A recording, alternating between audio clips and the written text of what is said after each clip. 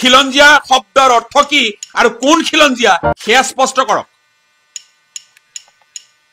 অসমত দুটা শব্দ অবান্তৰ শব্দ এটা হল খিলঞ্জীয়া আৰু অবৈধ বাংলাদেশী এই শব্দ দুটাই অসমৰ ৰাজনীতি কলুষিত কৰিছে সুপ্ৰভাত অসমবাসী আপোনালোকৰ সহাৰিৰ প্ৰতি সন্মান জনাই আৰু আপোনালোকৰ সহাৰিত অনুপ্ৰাণিত হৈ আমি আজিৰে পৰা আৰম্ভ কৰিবলৈ লৈছো এটা নতুন অনুষ্ঠান যাৰ নাম হৈছে টু দা পইণ্ট য'ত আমি আলোচনা কৰিম সাম্প্ৰতিক সময়ৰ কিছু ৰাজনৈতিক আৰু সামাজিক ঘটনাৱলীৰ ওপৰত কিছু বিশ্লেষণ কিছু আলোকপাত আজিৰ বিষয়টো হৈছে গৰু উচ্ছেদ আৰু অসমৰ ৰাজনীতি এই বিষয়ৰ ওপৰত অকণমান ব্যতিক্ৰমী এটা আলোচনা আজি আগবঢ়াব বিচাৰিছো আমি আশা কৰিম আপোনালোকৰ সক্ৰিয় অংশগ্ৰহণ আৰু আজিৰ এই আলোচনাটো আপোনালোকক শ্বেয়াৰ কৰিবলৈ অনুৰোধ জনাইছো যাতে এই আলোচনা বা এই আলোকপাত ৰজাঘৰীয়াৰ দৃষ্টিগোচৰ হয় আৰু ইয়াৰ সম্পৰ্কে বা আমি আলোচনা কৰিব বিচৰা বা আলোকপাত কৰিব বিচৰা ঘটনাৱলী সম্পৰ্কে যাতে ৰজাঘৰীয়াই চিন্তা কৰিবলৈ বাধ্য হয়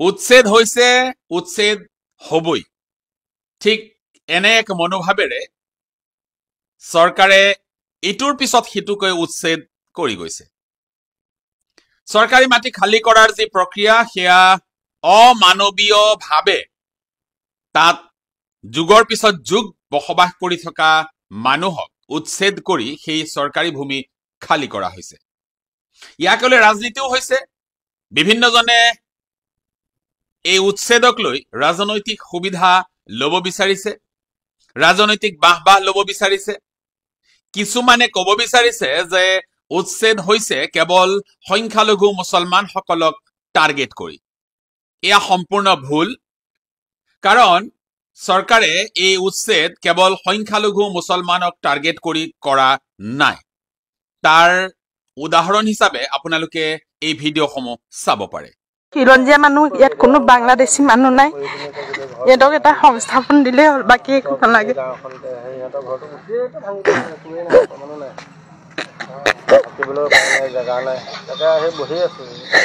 কিমান বছৰ ধৰি আছিলে ইয়াত আমি নাজানো আমাৰ ভণ্টি ইয়াত বিয়া দিছিলো জন্ম ইয়াতে আছে বোলে ক'ত থাকিব এতিয়া ৰাস্তাৰ ওপৰতে থাকিব আমাৰ তাতো তেনেকে বিশেষ জেগা নাই মাটি নাই আমাৰো একেবাৰে কম মাটি মুকলি আকাশৰ তলত থাকিব হয় ইয়াৰ বাহিৰে উপায় নাই আৰু মোৰ দুটা সৰু সৰু ল'ৰা ছোৱালী আছে এটাৰ ভৱিষ্যত আছে এতিয়াতো পটককে বোলে মাটি ল'ব নোৱাৰে ক'ৰবাত যাওঁ বুলিলে যাব নোৱাৰে এই উচ্ছেদিত মানুহবোৰ বা এই উচ্ছেদিত মানুহবোৰৰ যি ক্ৰন্দন আপোনালোকে দেখিছে তাত নিশ্চয়কৈ আপোনালোক আশ্বস্ত হৈছে যে এয়া কোনো সংখ্যালঘু মুছলমান মানুহৰ ক্ৰন্দন নহয় গতিকে উচ্ছেদ হৈছে এটা অমানৱীয় কাম আৰু চৰকাৰে এই কামটোত অতিকৈ গুৰুত্ব দিয়াটো পৰিলক্ষিত হৈছে এবাৰ বহুতে ক'ব এখন দেশৰ বা এখন ৰাজ্যৰ চৰকাৰৰ প্ৰথম আৰু প্ৰধান কাম হৈছে জনসাধাৰণৰ নিৰাপত্তা সুনিশ্চিত কৰা এতিয়া এই যিসকল উচ্ছেদিত মানুহ এইসকলৰ বাসস্থানৰ যি নিৰাপত্তা আছিল সেয়া সমুলঞ্চে ধ্বংস কৰি দিয়া হ'ল চৰকাৰৰ আমোলত এই চৰকাৰখনে এনেদৰে অমানৱীয়ভাৱে মানুহৰ ঘৰ দুৱাৰ ভাঙি তেওঁলোকৰ বীৰত্ব প্ৰদৰ্শন কৰিব বিচাৰিছে বহুতে হয়তো ভাবিছে এইখন চৰকাৰ কল্যাণকামী চৰকাৰ হয় নে নহয় এইখন চৰকাৰ নিশ্চয়কৈ কল্যাণকামী চৰকাৰ আপোনালোকে বা আমি বুজাত অকণমান ভুল হৈছে গণতান্ত্ৰিক দেশৰ এই চৰকাৰখন নিশ্চয়কৈ কল্যাণকামী চৰকাৰ। কাৰ কল্যাণকামী চৰকাৰ বা কাৰ কল্যাণৰ বাবে চৰকাৰ, এই কথাটো আপোনালোকে উপলব্ধি কৰিব লাগিব। কাৰণ অসমৰ মুখ্যমন্ত্ৰীগৰাকীয়ে যোৱাকালি এটা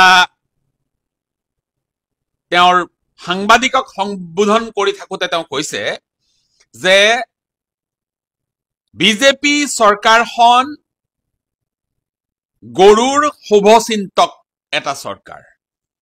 গতিকে অতদিনে আমি যি ভাবি আহিছিলো যে এই চৰকাৰখন হয়তো মানুহৰ শুভচিন্তক চৰকাৰ, এই কথাটো সম্পূৰ্ণৰূপে খণ্ডন কৰি যোৱাকালি যি বিবৃতি জাৰি কৰা হ'ল তাৰ দ্বাৰা এটা কথা স্পষ্ট হৈছে যে এই চৰকাৰখন কেৱল গৰুৰ শুভচিন্তক চৰকাৰ। কাৰণ এতিয়া ৰাজ্যত চলিছে কেৱল গৰুক লৈ ৰাজনীতি, গৰুৰ মাংসক লৈ ৰাজনীতি। সৰুতে আমি ৰচনা লিখা কথা মনত আছে, হয়তো আপোনালোকেৰো বহুতৰে চতুৰ্থ বা পঞ্চমমান শ্ৰেণীত পঢ়ি থকাৰ সেই অভিজ্ঞতা যদি স্মৰণ কৰে, আপোনালোকে দেখিব যে আমি তেনে বয়সত বা তেনেকুৱা ছাত্ৰ অৱস্থাত আমি গৰুৰ বিষয়ে ৰচনা লিখিছিলো। আৰু ৰচনাৰ পাতনিতে আমি লিখিছিলো যে গৰু এবিধ চাৰিঠেঙীয়া পোহনীয়া উপকাৰী জন্তু।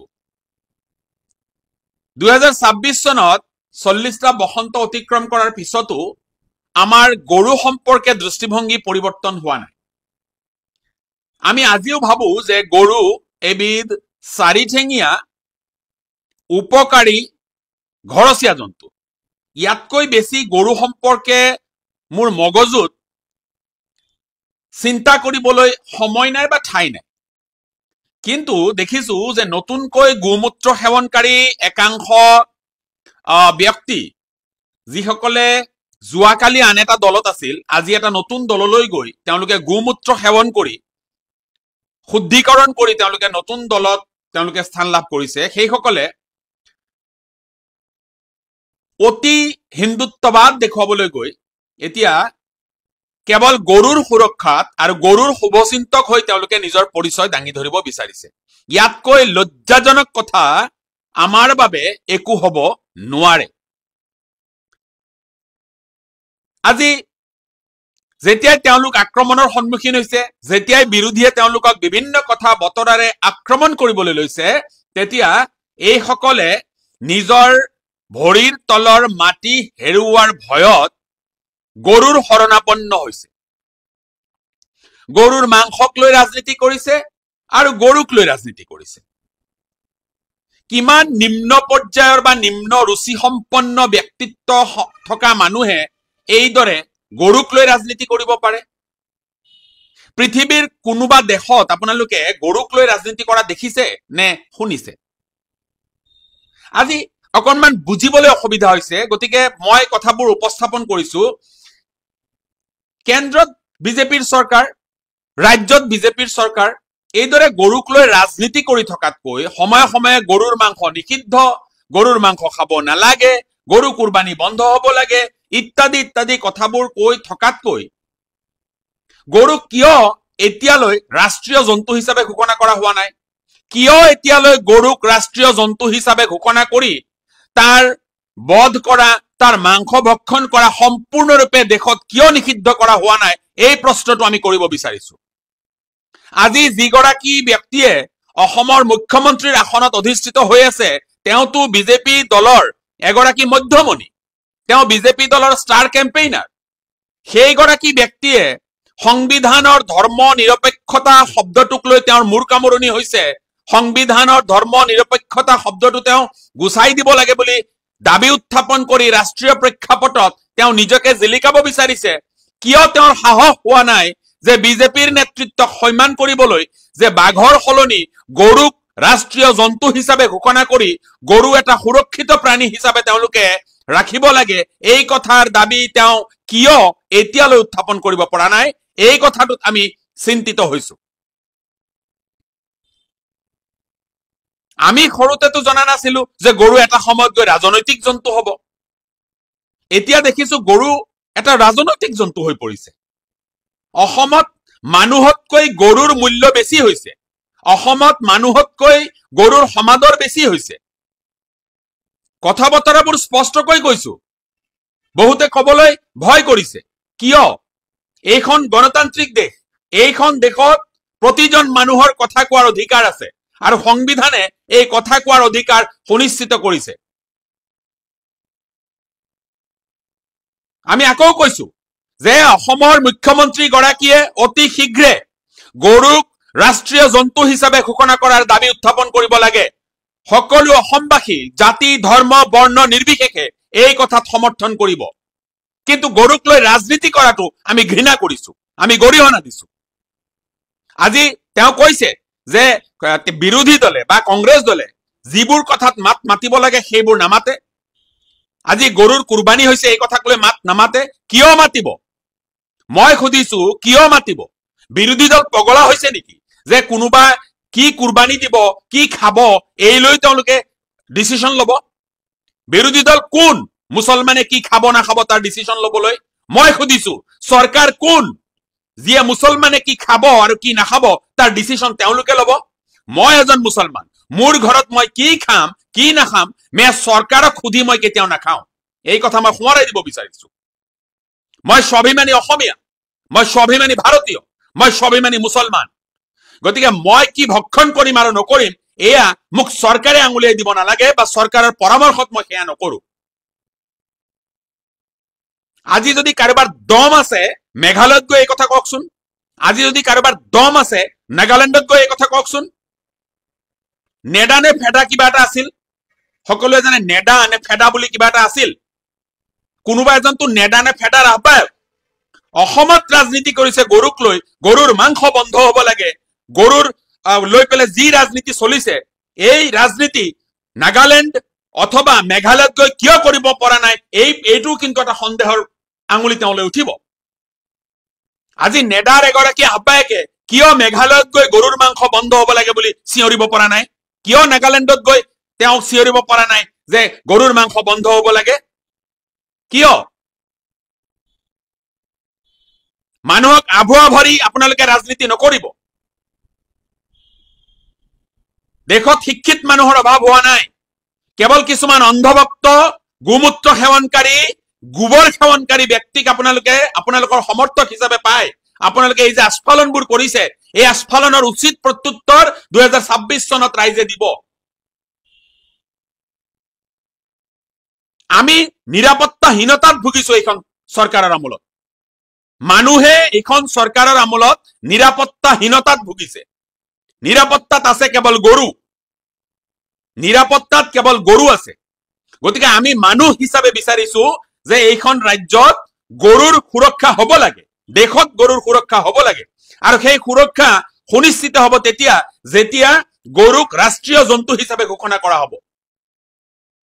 সম্পূৰ্ণৰূপে নিষিদ্ধ কৰক চৰকাৰ। আপোনালোকৰ যিকোনো আইন আপোনালোকে প্ৰণয়ন কৰিব পাৰে। কিয় এইটো আইন এতিয়ালৈ অনা হোৱা নাই যে গৰু ৰাষ্ট্ৰীয় জন্তু?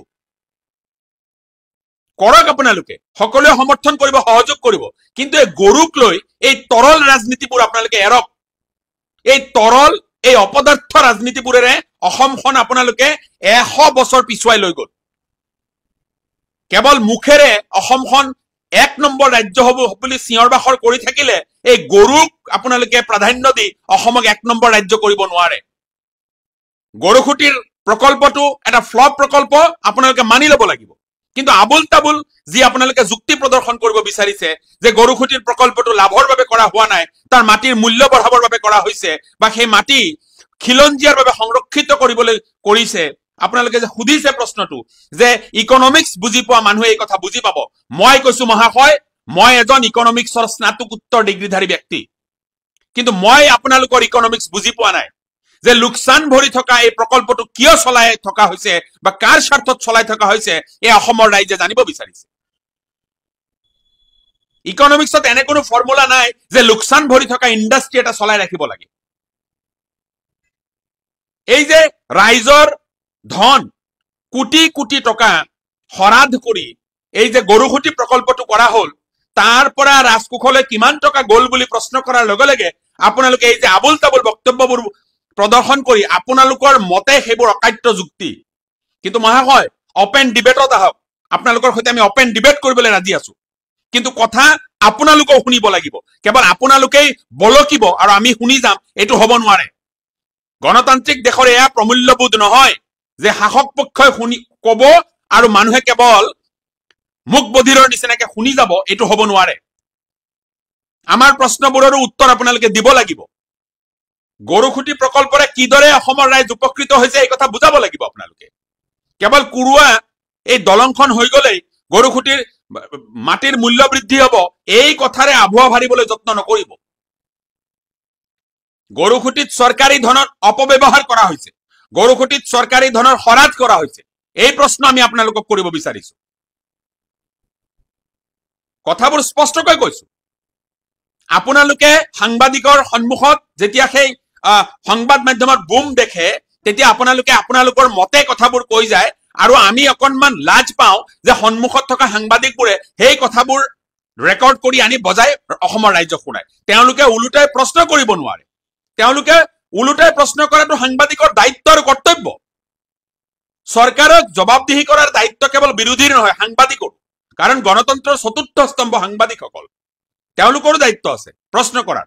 মই এগৰাকী সাংবাদিক হিচাপে, এজন এডুকেটেড, এজন কোৱালিফাইড জাৰ্নেলিষ্ট হিচাপে মই চৰকাৰক প্ৰশ্ন কৰিব বিচাৰিছো যে গৰুখুটি প্ৰকল্পৰ পৰা অসমৰ ৰাইজ কিদৰে উপকৃত হল, এই কথাটোৰ এটা শ্বেতপত্ৰ আপোনালোকে প্ৰকাশ কৰিব লাগে।